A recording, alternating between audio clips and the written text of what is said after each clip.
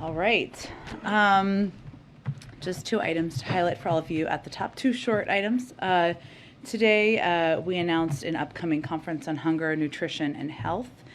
This will bring attention to the burden of hunger and diet-related disease, which were exacerbated during the COVID-19 pandemic. At the conference, we will release a new national strategy to eliminate hunger and reduce diet-related illnesses such as heart disease and eliminate disparities. The strategy will catalyze the public and private sectors around a coordinated strategy to accelerate progress and drive transformative change in the United States.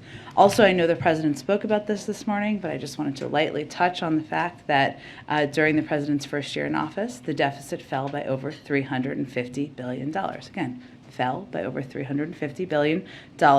And that announcement this morning, his remarks were based on the Treasury Department's revised estimates of the government's financing needs for this fiscal year.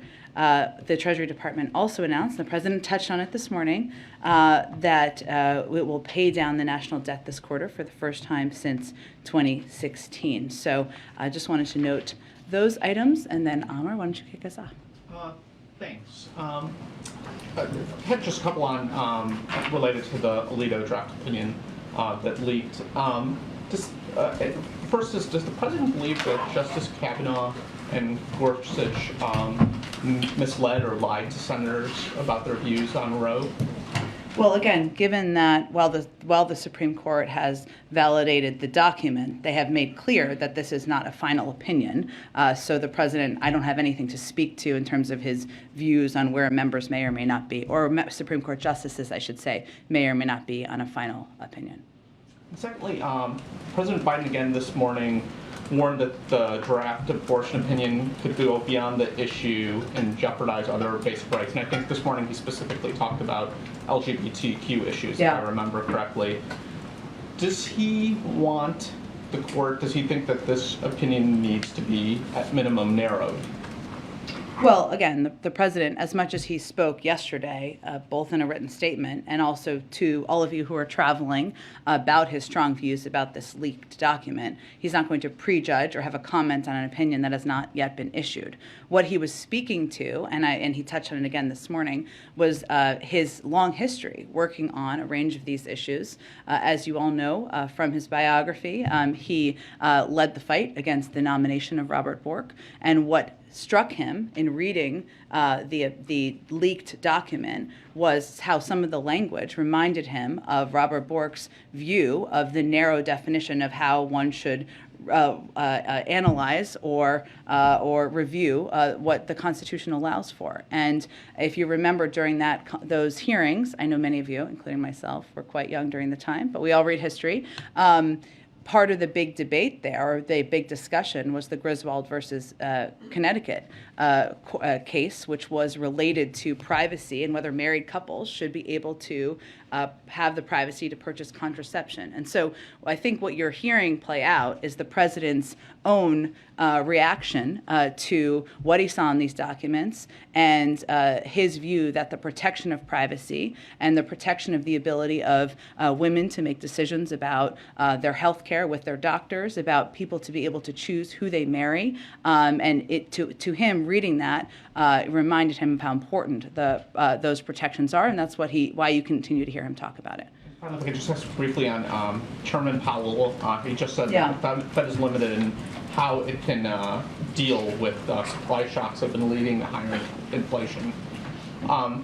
So what more can the White House and Congress do given that challenge?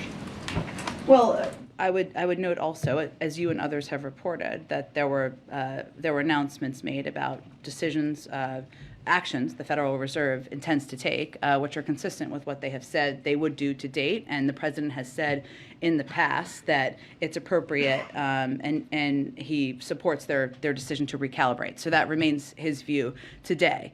In terms of what more we can do to address inflation, I mean, I would also note that during his comments, Chair Powell also noted the strength of the economy.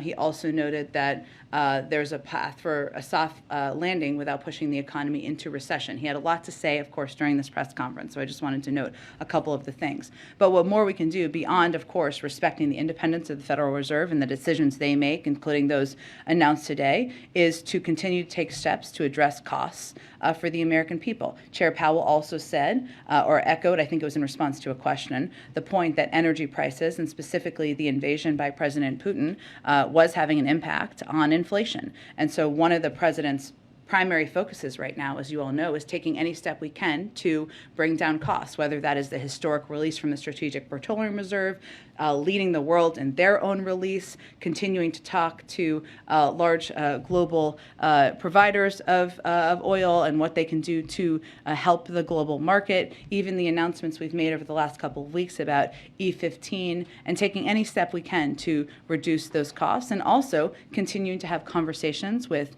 leaders on Capitol Hill and members about steps we can take to reduce costs for the American people, whether it's child care, health care, elder care, prescription drugs. All of these have an impact on people's day-to-day lives. Go ahead. Back to abortion, if I can. Yesterday you said the leak raises eyebrows, including for many here in the White House. But does the White House explicitly condemn this leak, or has seeing this draft been seen as welcome by some here? I don't think we have a particular view on that other than to say that we certainly note the unprecedented nature of it. What we are mindful of, and I spoke with the president about exactly this question yesterday, and obviously it's up to the Department of Justice to determine what, if any, action they will take. And I know, obviously, there have been calls for that from some Republicans, but also members of the Supreme Court.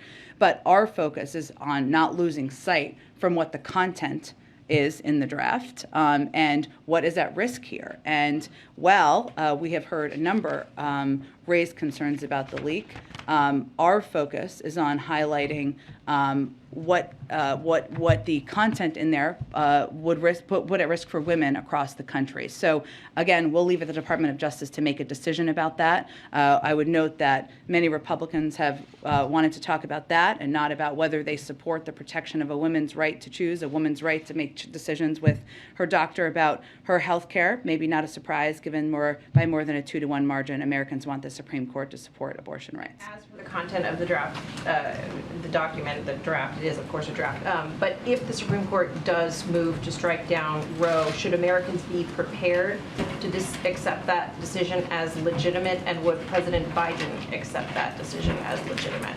Well, I can't speak for what actions could be possible on the legal front. I would point you to the Department of Justice on that. But what I can tell you will happen is, and this is what we are preparing for the possibility of, that if Roe were to fall, abortion would probably be illegal in about half the states in the country, up to 26 states, particularly in the South, the Midwest, and West, who have all spoken out, many leaders, about how they're poised to restrict or ban access. Some have even taken action, even as recently as yesterday, as crazy as that sounds. And depending on the court's decision, 13 states even have trigger laws. Trigger laws mean they would basically immediately put in place bans. And as a result of all of this, tens of millions of women may lack access to reproductive health care services as soon as this summer, if that were a decision to be made. I'd also note, and as we're thinking about and working with not just the Gender Policy Council, but also the Department of Health and Human Services, also members on the Hill, also the Council's office, what we're really focused on is the impact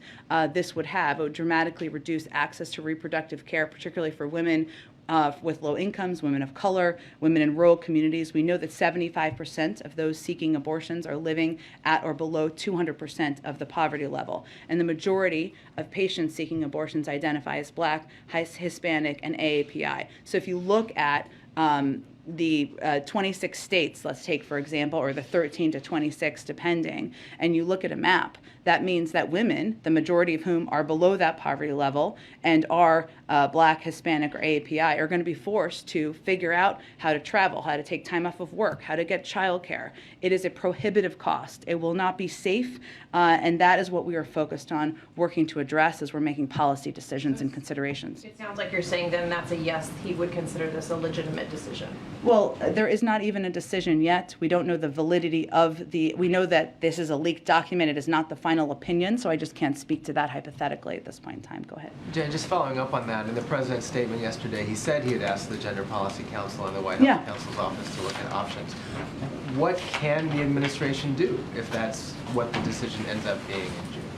Well, the reason I noted all of what I just did, Jeff, is because we're really looking at who this would directly impact the most. Of course, there is the overwhelming majority of women in this country do not want this to be overturned. But the impact directly will be predominantly on women of color, will be on the 75% of those seeking abortions who are living at or below 200% of the federal poverty level. So while I can't at this point give you a preview of what we would do in response to a hypothetical final opinion, what I can tell you is that we've already seen states restrict, right, across the country. And if you look at Texas, for example, they put their restrictions in place, and Planned Parenthood and other organizations have put out statistics suggesting that clinics in neighboring states have seen increases of 600, 700, 800% of people traveling to their clinics. So you will see that. You will see people try to travel to states. And what we've done to date, and try to help to date where we've seen restrictions, which gives you kind of a tiny bit of a roadmap, even though it would obviously be much more expanded beyond this, is created, for example, the Dire Need Grant Awards, which provide funding to expand access to emergency contraception, family planning services. We just announced $6.6 million in awards made to 8 grantees across the country and around the country. We also have, I would note, the Department of Justice and the Attorney General's statements in response to Texas SB 8, which again is an example of what we've seen in terms of the impact to date, and their commitment to continuing to defend the law to protect the safety of patients seeking access to reproductive health services. HHS has also announced a 3-pronged department-wide response to protect patients and providers. So again, what we're looking at is how to ensure we're expanding access, how to ensure we are taking a look at the enormous impact on a specific portion of the population, and this is in a cross-government effort beyond just the Gender Policy Council. Breaking news on that? Sorry, go ahead, Jeff, go ahead. I was just going to ask, would that manifest itself in executive orders, or what specifically might the framework for that kind of action be? We're not there yet. Obviously, what we've done to date, Jeff, is taken steps through, obviously, the Department of Justice, which they can speak to, through grant programs and funding programs that we've been able to put in place to date to address even restrictions that are in states to date, which is not the same as the Supreme Court overturning, and we will build on that from here. What was the breaking news? And we just learned that the Secretary of State, Antony Blinken, has tested positive for COVID via PCR test. If you could walk us through what more you know about that. We've received a statement from the State Department, but most notably, the most recent time he was face-to-face with the President and the circumstances. He has not seen the President in several days, and he is not considered a close contact. I would remind you all, that's a strange phrase, I know, but close contact as defined by the CDC is being within 10 feet for 15 minutes. That is not 6 feet, 6 feet for 15 minutes. He has not been and has not seen him in several days. So for clarity, because we're learning about a lot of cases right now, it's not the first time Washington's seen these ricochet. It's been going on for several weeks.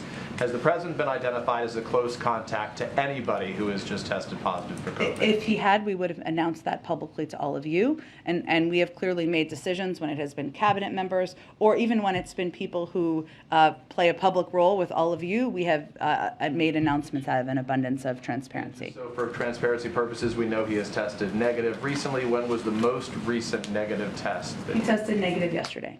The President, that And is. then finally, in terms of preventive medications right now, can you say declaratively, is the President taking any pre-exposure preventive medications to deal with COVID? He is not. The preventative medication that has been approved by the FDA is Evusheld, which is given to people who are immunocompromised, and he is not immunocompromised. Also not taking Bebtelovimab or something? I'm not aware of any medication he is taking. Jen? Thank you. Go ahead. Thank you so much. Several days since Blinken last saw the president, do you know what day exactly that was? I'm sure we can get you the exact day. And to follow on Jeff's questions, when it comes to the options that the president has said he's directed his team to prepare, should we not expect to see those options until this ruling comes down from the Supreme Court? That's correct. That's what I would expect. Do you not think it would be too late to unveil the options then, given it seems imminent that this is the direction that the Supreme Court is headed in? Well, again, we don't have a final conclusion. The Supreme Court themselves made clear this is not the final opinion. So we are already working a great deal behind the scenes, and we will have more to say if and when there is a final. There will be at some point, but when there's a final opinion. And a question about something Senator Manchin said today. He said he believes inflation will be the #1 driving factor in the midterms, not abortion, not this potential ruling from the Supreme Court. Does the White House see it that way? I mean, all we can judge it based on is what we've seen in public polls. That remains the data to date, right? But obviously the news of yesterday just came out yesterday. And today the president was sharply critical of the MAGA crowd and the MAGA agenda. Is that what we should expect to be his message going into the midterms? Well, I think for those of you who've been covering him for some time, you've heard him say, and maybe back more to the campaign trail, less as president, don't compare me to the almighty, compare me to the alternative. And I would expect you will hear him with that mantra much more out there over the next coming months. He has been struck clearly because he has talked about this, as you mentioned, Caitlin, this morning, and he also has made comments over the last several days about the direction of some in the Republican Party, the MAGA direction of some in the Republican Party, and he's been struck by the hold his predecessor seems to have on far too many members, not all, but far too many members of the party. And what we're seeing, the latest antics, make clear that they are at war with Mickey Mouse. They're against allowing women to make choices about their own health care, against lowering the cost of prescription drugs. And if that remains their platform, the president's view is that is out of whack with the mainstream of the country. Now, at the same time, he's always believed that in working with Republicans in good faith and finding ways to do that. And he will continue to do that. But he is going to also call out, and you will see him call out more, places where he feels there are extreme policies and extreme comments and extreme positions that are unfortunately overtaking far too much of the party. And you just said his predecessor. Today he seemed to purposefully say my predecessor. He did not say Trump. He said MAGA instead of Trump. Is that deliberate? Well, as far as I know, he's not on the ballot. A number of of Republicans who have seemed to be under the whim of his predecessor are, so that's who he's going to focus his efforts on. Quick question about interest rates with the Fed's action today. As interest rates go up, the cost of carrying the national debt also increases. Interest payments go up. Yeah. Are there any concern about possible complications with the president keeping his deficit reduction pledge? The cost of paying interest on the national debt is going to go up as interest rates go up. I have not heard that concern expressed by our economic team. We are proud of the announcement made this morning, hence the president spoke to it, and taking additional steps to reduce the deficit remain his commitment. So I have not heard that concern from them. Other question. Axios is reporting that in his meeting with Mark and Deborah Tice earlier this week, the president pledged to directly engage with Syria to try to secure Austin's release. Is that true? Well, I would note that our hostage negotiator, our Roger Carstens, that is the type of work that he does and will continue to do. Go ahead. Thanks. Jen, why did you guys say anything about the leaked draft memo at the Supreme Court? How do you mean? Well, in the past, you have declined to comment on leaked materials, so why now? Well, Peter, I think as you would note and was reported, the Supreme Court confirmed this document was accurate, even if it is not the final opinion. The president had a statement out before they confirmed that it was real. So and in that changed? statement, he made clear, we don't know if this is accurate. We don't know if this document is accurate or the leak is accurate. And to follow up on a question earlier, does the president think the leaker should be punished? Again, that's up for the Department of Justice and others to determine. What our focus is on is not getting our distracted or our eye off the ball of what is most important to people across the country here, which is not the leak and the story of the leak. It is the fact that women's health care is at risk for millions of people across this country. The president said today, what happens if you have states change the law saying that children who are LGBTQ can't be in classrooms with other children? What is he talking about? Well, I think, Peter, we've seen extreme laws that target LGBTQ families, their kids across the country. And I think what he's saying is we don't know what they're capable of given what they've already done to date. Which state is trying to segregate LGBTQ children in the classroom? Well, I think we've seen laws that are incredibly discriminatory. That's what the president's referring to. And the fact that he doesn't know what additional steps could be taken by extreme wings of the party that would rather divide rather than work on issues that the American people actually are focused on and actually impacting them. So another one about abortion. Why is the president talking about the judgment to choose to abort a child? Well, the president's view on a woman's right to make choices about her own health care is well known, well documented, well stated. He said abort a child. I understand, Peter, but what I'm telling you is what his position is. And how can you guys say this is not a political issue when the president's statement about this talked about getting pro-choice officials elected? Did I say it's not a political issue? Yes, you actually said some call it a political issue. It is not. Abort Air Well, Force One. because the vast majority of the public believes that this should not be overturned, meaning I meant to say it's not a partisan issue, and I don't think it is. There are many Republican and independent men across the country who do not believe the Supreme Court should overturn a woman's right to make choices about her own health care. In fact, only 30% in recent polls thought they should. So that's what I'm referring to. Go ahead. Jen, thanks. A couple on the Roe opinion. Earlier this year, President Biden made a speech on voting rights. He said they were under attack. It was important to do that. Will he make an address to the nation on abortion access? I don't have anything to predict about an address to the country. I can tell you that you've heard him speak about his views today and yesterday, and it's only been 2 days since we saw the leaked documents. And on the comments today and yesterday, when he was asked about abortion, the president really focused on privacy, LGBT children, married couples. Why isn't he speaking more directly about how this impacts women, poor women, women of color? How comfortable is he talking about this? He has. He did yesterday, both in his written statement and when he addressed this publicly. His point, as he's continued to talk about this over 2 days, is also that this brings into question our fundamental rights and the fundamental rights of people across this country on who they marry, what choices they make about their own health care. And that goes to his own experience fighting against, again, Robert Bork in his nomination many years ago. And he did not use the word abortion. It was in his statement yesterday. Until yesterday. That's my question. Is he hadn't used the word abortion until yesterday. Why did he want to use it yesterday, and what should we take from that? When he talks about his commitment to protecting a woman's right to choose women's health care, he's referring to protecting a woman's right to have an abortion. I think most people know that. Go ahead. Jen, yesterday the president was giving a speech, and when he was talking about the CHIPS bill, he said that the Chinese Communist Party was lobbying folks to oppose the bill.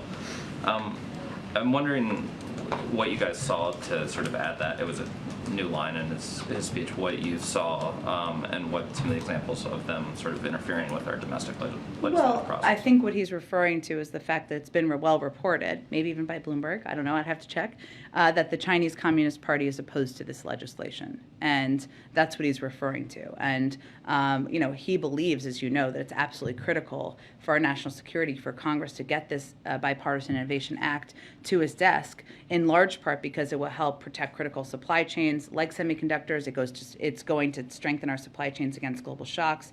It's going to help out-compete the rest of the world, including China, for decades to come. So he was referring to their opposition. Not a specific news, sort of. Right, their opposition to it, exactly. There was an Axios report that had kind of two parts that I wanted to ask you about. First, that the trip to Israel was going to be added to the European trip in June, but also more substantively that you're considering a regional leader summit as part of that visit. Can you confirm either of those? We're not quite there yet.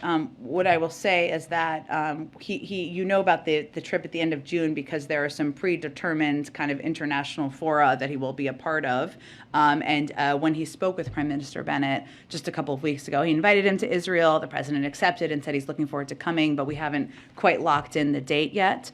And so I don't have any further detail at this point. And last question, but on summits as well. The Summit of the Americas is coming up. Yeah. Mexico and the president had a conversation a few days ago. Yeah. The leader of Mexico has been pushing for countries with authoritarian governments, Cuba, Venezuela, Nicaragua, to participate in that summit. And I'm wondering if you guys have come to a determination about how you're going to handle their participation in the summit yet. I'm happy to check. I'm not sure a final determination has been made, or I will check if one has, and we can get you that information. Go ahead. Thanks, Jen. Building on some of the questions Catherine was Yeah. asking, just in regards to keeping the focus on women's rights, health rights, protecting privacy, how much of the president's efforts moving forward will be on these issues? Does it shoot to the top of the agenda? So far, it's largely been in response to the leak. How much will be proactively taken now? Well, I would dispute that only because we haven't talked about this a lot publicly. But I would note that remember that when these states have taken actions, we have also made clear that there was work that the Gender Policy Council, that the White House Counsel's Office, the Department of Health and Human Services, obviously the Department of Justice would be taking and would be underway. And we have been in touch with leadership about this issue and the threat to Roe in both chambers, as well as the Senate Judiciary Committee, Chair Durbin, the House Women's Caucus. Yes, in the last 36 hours, but also many times in advance about that. And certainly the leaked document is going to intensify after our efforts, after the news that millions of Americans' healthcare is on the cusp of being thrown into turmoil. There's no question about that. But there's been work by the Gender Policy Council that's been ongoing for months. There's been work and engagement with leaders on the Hill about what can be done for months. And certainly it's going to be redoubled at this point, given the leaked document. On that point of intensifying efforts, what will that look like? Are we talking Oval Office meetings? Will he travel on this issue? Those kind of things? I don't have anything to predict in terms of his schedule at this point, but what I can tell you is that, as you've seen, this is an issue he has proactively talked about in the last 2 days, both of the 2 days since the document leaked. The vice president went and gave a rousing speech at Emily's List last night, but a lot of the most important work is going to happen behind the scenes, and that is going to be the work that is done across the government to determine and prepare for what steps can be taken should this final decision be made. On Title 42, Mexico's foreign minister mentioned, I think the last day or two, that the Biden administration is expected to present a formal set of ideas to the government on how to contain the expected rise in migration. I assume, or can you share whether the White House is working with the DHS on those set of ideas, and is there anything you can share on what those are? Well, I would say first that, as you know, Secretary Mayorkas has testified and laid out 6 very specific pillars of effort and work that we would be pursuing. And some of that, of course, is directly with countries in terms of addressing root causes, addressing actions or attempts by smugglers to take advantage of this moment, and working with the Mexican government as part of that. And the president's conversation and call was put together in order to discuss preparations for the lifting of Title 42. As part of that, the tasking was for there to be follow-up from members of our national security team, and Mexico, that's continuing, but I don't have any specifics to read out for you. That was just always intended to be the follow-up step. Go ahead. Thanks, Jen. I wanted to pivot to Ukraine. Secretary Austin recently said, and I want to get the quote right, we believe that we can win. They can win if they have the right equipment, the right support. How does the administration actually define winning in Ukraine, and does it mean that every last Russian troop is out? Well, first I would say the way that President Putin defined winning a war that he started from the beginning was taking over Ukraine, enveloping Ukraine into Russia, taking away their territorial integrity and their sovereignty. Clearly, that has not been successful. You know, he expected and was planning to be marching through the streets of Kyiv victorious next Monday. Clearly, that is not what is going to happen. He wanted this to be a moment to divide NATO, to divide the West. Clearly, that is not what is happening. We've said we want Ukraine to win. We're going to do everything we can to help Ukraine defend its sovereignty and territorial integrity and to strengthen the Ukrainians' hands on the battlefield and at the negotiating table. That's our role. And they are defending their homeland courageously and bravely from the continued attacks from the Russians. But they're going to define at the negotiating table, as we're strengthening our hand, what they consider success on the battlefield and at the negotiating table. And we're here to support their efforts. I just want to follow up to make sure I'm clear. So if Ukraine is fine with Russia taking over the eastern part of the country, for example, is that what the U.S. would consider a win? Is that what? The Ukrainians are going to define what a successful outcome looks like for them. But what I think is important to note and not lose sight of is how the Russians have defined this. And they have already lost by their definition. They have not taken over Ukraine. President Putin is not going to be marching down the streets of Kyiv. They will not own the territorial integrity and sovereignty of this country. They have not divided NATO. So now at this point, yes, what we're trying to do is strengthen their hand in the negotiating table, both by supplying weapons on the battlefield, and supporting them with whatever needs they have. But it is for them to define through those negotiations. Go ahead. Two questions, abortion related. The president promised during the campaign to overturn the restrictions that the Trump administration put on the ACA's requirement that workplace insurance plans cover contraception. Yeah. And the agency said in August that they would initiate the rulemaking within 6 months, and that hasn't happened. Why hasn't it happened? Is it still going to happen? It is still the president's intention. I'm happy to check on the status and why there has been any delay. And then following up on Catherine's question on the president using the word abortion yesterday and today, just to be more specific about it, was that a conscious choice to use that word since he hadn't been using it much before? Did he specifically, now that the stakes are much higher, did he specifically start using the word abortion because of that? No, he approved the statement, made comments of his own accord today, so I don't think there's more to analyze about it. Go ahead. Hey, Jen. The president toured the MAGA, as you referred to. He called them an extremist group. And he also issued a statement on Ohio today, but he was talking about Shontel Brown and the Democratic primary.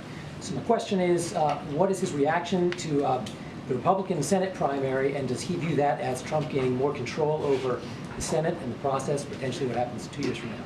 I'm going to be very careful about getting into the midterms here. I don't make the rules. I just follow the rules from this podium. And I know the president, of course, as you noted, Jeff, made comments himself this morning about the extreme direction the Republican Party is going in.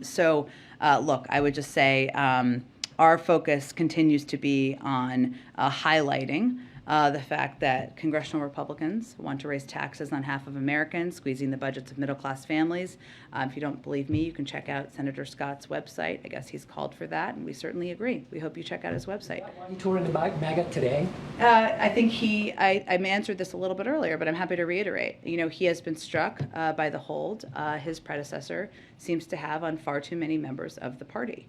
And while he has always worked in good faith, will continue to work in good faith on addressing issues the American people have, whether it is bringing down costs, expanding access to health care, and there are areas where we feel we can have continued success. Who is opposed to addressing opioids or doing more to help veterans and address burn pits? But he's still going to call out where he sees extremist actions and extremist rhetoric, and I'm just not going to get into specific outcomes of the primaries from here. On the abortion aspect, Elizabeth Warren said she was angry by that draft opinion. Was the president angered by the draft? I think you heard anger in his voice yesterday, for sure. Go ahead. Jen, yesterday you said the president was still reviewing the report from his presidential commission on the Supreme Court. That was issued several months ago. I guess I'm wondering why that review is taking so long, and is there any renewed urgency on that review given the draft that we've seen leaked from the court? Well, I think it's important to remember that the report was never meant to be recommendations. In fact, it's not recommendations. It was an analysis done by 30 legal experts with a diversity of backgrounds and diversity of views. About a range of issues, not just court expansion, but term limits and a range of issues. But it was never intended to have an outcome where he came out and said, I accept or decline recommendations. It was just a resource he was looking to have and one he appreciates and will continue to review. Is there any renewed urgency, though, around weighing in on that report and what those experts, put together on the court since we've seen this draft come out, though? In what aspect? Seeing, there was a lot of discussion around term limits that was in that report.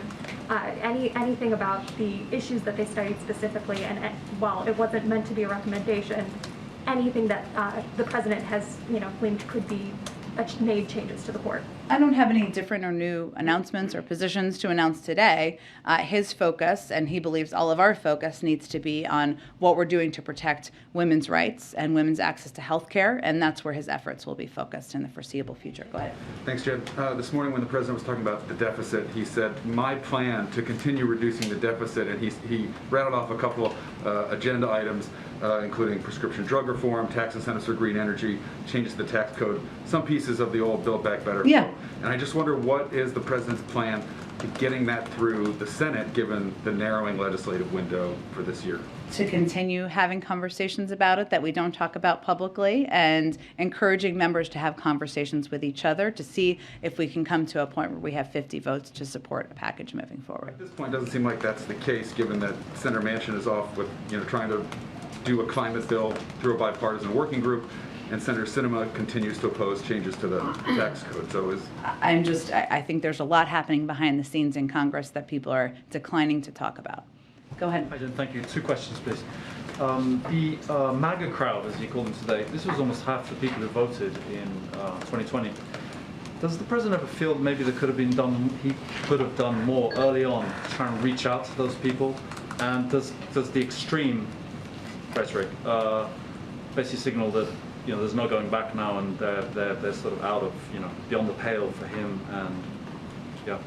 I think what the president will be judged by Americans by his actions and what he does to make their lives better. And the point he's making is that there are the platform of and the policies of far too many of these Republicans, these MAGA Republicans, as he refers to them, follow the whims of calling out Mickey Mouse and opposing policies that will help make the lives better of many, many Americans who may have voted for Trump, may have been independent, may be Democrats, including lowering the cost of prescription drugs, lowering the cost of elder care, doing more to expand access to health care.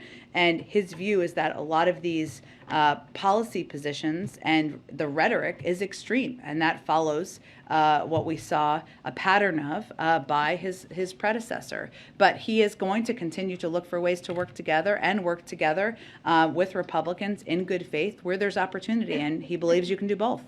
Thank you. Totally different question on sanctions. I know he said that he's going to be discussing that this week, and yeah. Not much left of the week. Is Patriarch Kirill a possible target of sanctions? And more generally, if you don't want to comment on that, does the president ever talk about Patriarch Kirill? I mean, he's a religious man, and he's obviously keenly interested in other countries' religions. He's emerged as a pretty remarkable figure, and now he's been sanctioned by the EU. The Pope said, "Don't be Putin's altar boy." Does the president ever talk about Patriarch? I would say no one is safe from our sanctions. We're continuing to review options, but I don't have any to preview today. Go ahead. A follow-up on the sanctions. There seems to be a few holdouts within the EU, especially Hungary, for example, that are not so much on board with especially the oil ban. Is there any effort from the administration to sort of engage at any level on that topic to try to convince or give incentives to those holdouts to sort of get on board with the rest of the EU? Well, I mean, our view, we of course broadly support Europe's efforts to deny Putin revenue to fund his war with the EU's new proposal, but it will be up to them to finalize.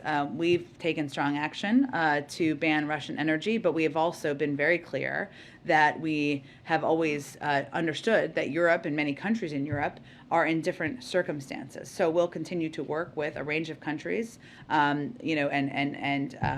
applaud efforts to deny Putin's revenue to fund his war. But I don't have any specific diplomatic engagement to read out here. It just wouldn't be constructive. Go ahead. On abortion, if the draft decision were to be sustained, obviously it would overturn Roe. It would also overturn Casey. And as you know, at the core of Casey is the question of whether governments can require women to get parental consent or spousal notice, give spousal notice. Do you have a comment on that element of this? I'm just not going to get ahead of a final opinion that has not yet been issued. And then just on the Summit of the Americas, The Secretary of State recently spoke with Yeah. Juan Guaido, expressed continued support for Guaido. Is he invited to the summit? Let me see. I know there's a lot of interest in this and it's coming up soon. So let me see if we can get you all just kind of a broad summary to the group of where things stand on the invitations. Good question. Okay, go ahead. This is throwing me off, but go ahead. I was double booked and these are in the front. Yes, of course. You've been asked most of what I was wondering about abortion and Ukraine, but I am curious about this, and this follows up on the question by Patriot Kirill. Yeah. The Pope this week gave an interview to an Italian newspaper, offered to meet with Vladimir Putin in Moscow to try brokering the ceasefire, and says he thinks NATO's presence in countries near Russia, quote, perhaps facilitated the invasion of Ukraine. Has the president spoken directly at all to Pope Francis about the war in Ukraine? I'm not aware of any recent calls he has had with the Pope. Would he have any concern or preference about the Pope going to Russia and potentially brokering a ceasefire? I have not discussed that with him, but I would suspect that he would respect the decisions of the Pope to make any travel or engagements that he so chooses. I know you said they speak or they've communicated regularly. You have any sense of when the last time might have been? I'm happy to check if there's more we can read out for all of you, of course. Go ahead. Thanks, John. 2 questions. Can you just preview what tomorrow's announcement of the administration's China strategy is going to look like? And can you walk us through what that behind-the-scenes process was like, putting this all together? Well, I know this is coming from the State Department, so I would really leave it to them to preview, but I have nothing to preview for you from here. Okay, and if I could just ask about Taiwan. The Taiwanese government said yesterday that due to limited American production capacity, the delivery of U.S. howitzers will be significantly delayed by several years, and anti-aircraft missiles may also be affected. So are you concerned that these long delays and inventory issues will impact Taiwan's efforts to potentially fend off the Chinese? I would really point you to the Defense Department to validate that or confirm where they are with these deliveries. Go ahead. About the summits next week, we have the ASEAN Summit and the COVID Summit. Yeah. Which one would you like me to ask about first? Whatever one you'd like. Let's start with ASEAN, and let's just ask, what does the U.S. hope to achieve at the ASEAN Summit? Are you looking to contain China or to isolate Russia, and how do you plan to achieve that? I'm happy. We will have more to preview about it as we get closer. We're just not quite there yet. So looking at the COVID Summit then, with this funding still in limbo, what does the U.S. hope to be able to bring to the table? And please be as specific as you can. What does the U.S. plan to offer in the global fight against COVID, including maybe therapeutics, vaccines, so on and so forth? Well, I'm not going to tell you all of our announcements several days in advance. That wouldn't be a very effective communication strategy. What I will tell you in terms of our objectives for this summit are to have focused attention at the summit on the need as a global community to continue to do more to address the pandemic. And we have done far and away more than the rest of the world. We have talked in the past about the importance of other countries in other developed countries doing more, not just on vaccines, but providing know-how capacity, storage capacity, the range of tools that that countries need. And we also know that it's not about just getting shots in arms, or it's not just about the vaccines themselves. It's about ensuring that we are providing, expanding and protecting the health workforce, expanding the supply of oxygen facilities, enhancing access to medical countermeasures. These are all steps that we hope to and plan to discuss there. There's no question that we will be advocating between now and then, and likely then as well, for how this shines a light on why we need more funding, not just domestically, but internationally, so that we can continue to be the arsenal of vaccines for the world. And this is an opportunity to do exactly that. But it should not be lost that the United States, regardless of that, continues to be far and away the largest contributor to the global fight against the pandemic. Just springboarding on something that my colleague here asked about commitments to allies like Taiwan and to customers. Can Washington assure these allies and customers that you still have their back, that you still can support them in helping them defend themselves?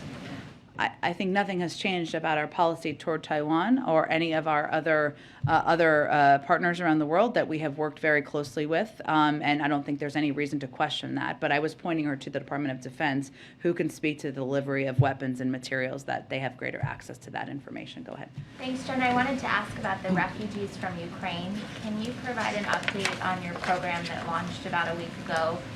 Any update on people that have volunteered to sponsor refugees or interest from refugees abroad to enter the program? To the degree we have those numbers to provide, we would, but someone has them. But they're in the Department of Homeland Security. They're overseeing the implementation of the program. As you know, I'm happy to check with them, but you may want to go to them more directly. And when was the last time that the president spoke with the Department of Homeland Security on the refugee program, or was briefed on the updates on the program? He's been briefed repeatedly on the program throughout the development of it, and certainly will continue to be briefed on the status. Go ahead. I wanted to ask about Brittany Grinder. I know you've responded to many questions about her, but with the Olympians being here at the White House today, of course, she would potentially have been one of them, and she's away in Russia being detained right now. I wonder if you can update the public on why her situation is different, because you've mentioned that it is not a normal hostage situation, so it's a bit different. Can you explain to the public why her situation is different? And then I have one on abortion. Well, I would note that actually the State Department changed how they classify, and this is up to them to change her just a couple of days ago. It doesn't mean that we are going to get into detail here about our efforts, because our focus is on hopefully bringing her home and being successful at that.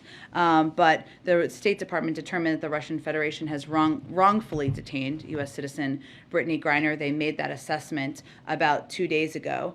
We're going to continue to undertake efforts to provide appropriate support to her. And what this notes with this determination is that the special presidential envoy for hostage affairs, Roger Carstens, who I mentioned earlier, will lead the interagency team for securing her release. So, while we're not going to, of course, get into internal deliberations or efforts, the department basically reviews cases of U.S. nationals detained abroad to determine if they are unlawful or wrongful, and this review assesses the facts of the case against numerous criteria, and they made that conclusion just 2 days ago. So does that change our strategy on how we're working to get her to come back? Well, again, as I noted, what it means is that the special presidential envoy for hostage affairs, Roger Carstens, will lead the interagency team. And then real quick on abortion, a Christian conservative, his name is Albert Mohler, has commented on President Biden's stance in an unusual position on abortion. I'm now quoting. He said that he and his administration do not trust the public in various areas to have the right to determine whether or not abortion should be legal in that area or not. So he's essentially saying that Biden does not think that states should have the rights to determine how abortions, to the degree that abortion The president is legal or believes not. that it should continue to be federal law that women have the right to make choices with their doctors, as it has been for 50 years. And I would just say, with all due respect to the person you mentioned, even a Fox News poll earlier this month showed that 63% of Americans want Roe to stand. So I think that's actually kind of an outlier position as it relates to the American public. Go ahead. Thank you. I'd like to ask a question about Indo-Pacific Strategy.